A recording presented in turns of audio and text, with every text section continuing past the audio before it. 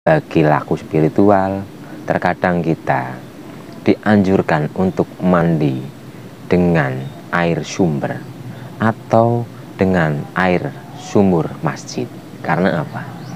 Dalam masjid itu selalu dikumandangkan azan, bacaan-bacaan ayat suci, sehingga air yang di situ akan merekam bacaan-bacaan tersebut, sehingga air itu menjadi air yang positif, menjadi air suci yang mensucikan.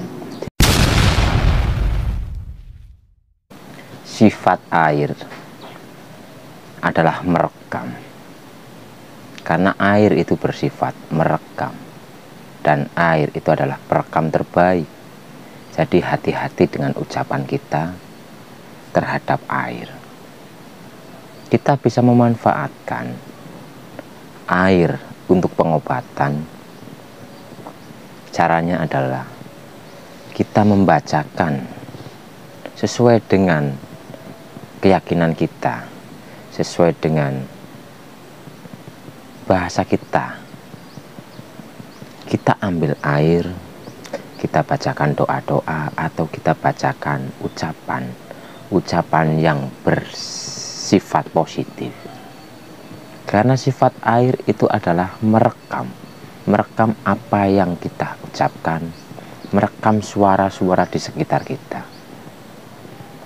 Dengan sering kita membacakan bacaan-bacaan yang sifatnya positif kepada air yang akan kita minum, maka air tersebut akan bermanfaat untuk raga dan jiwa kita.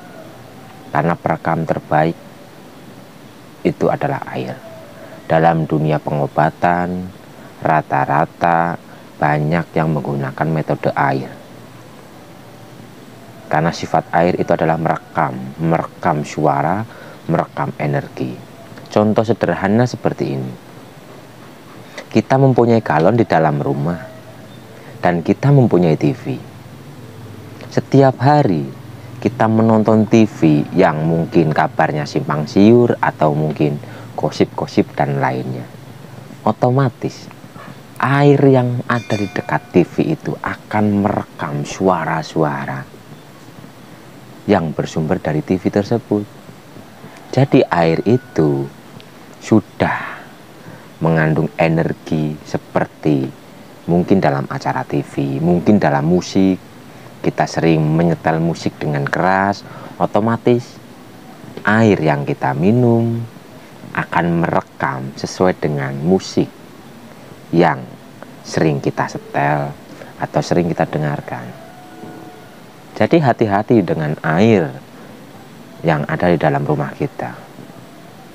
Tapi jika dalam rumah kita air selalu mendengarkan musik-musik relaksasi, mungkin doa-doa yang disetel di MP3 atau di radio atau di salon, maka air tersebut akan mengandung energi positif.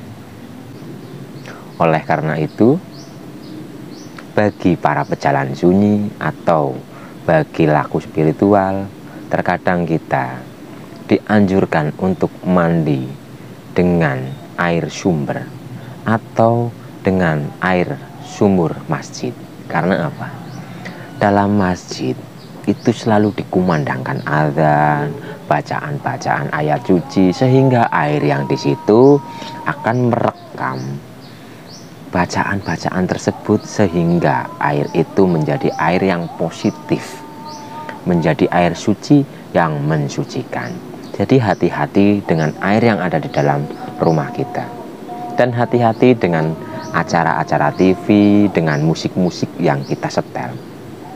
Mungkin secara umum terlihat biasa, tapi jika dilihat dari segi spiritual atau segi energi, air itu akan merekam suara-suara yang ada di dalam rumah. Atau dalam rumah sering bertengkar, sering mengucapkan kalimat-kalimat kasar, maka air tersebut akan merekam kalimat-kalimat itu. Jadi air tersebut akan menjadi air yang sifatnya negatif. akan menjadi air yang bersifat membuat sel, darah, dan jiwa kita kotor. Jadi hati-hatilah dengan air yang ada di dalam rumah kita. Jika kita mau meminum, kita baca doa-doa tertentu agar air ini merekam bacaan-bacaan yang kita bacakan. Contoh sederhana dalam ajaran Islam, Bismillahirrahmanirrahim, atas nama Allah yang Maha Pengasih dan Penyayang. Dengan bacaan tersebut, air itu akan merekam dan menggumpalkan energi bacaan-bacaan itu, sehingga air yang kita minum akan menjadi air yang sehat dan menyehatkan. Semua itu bisa kita lakukan di rumah. Jika kita paham dengan ilmu-ilmu seperti ini, maka manfaatkanlah pengetahuan kita, manfaatkanlah ilmu kita untuk hidup dalam kesehari-harian kita. Karena banyak cara yang bisa membuat kita bahagia, bisa membuat kita sehat. Tapi semua itu pancen kudu ngerti ilmu nih.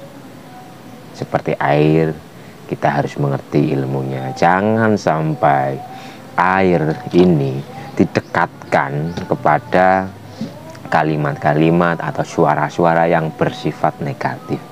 Karena air ini akan merekam sesuai dengan kata dan suara.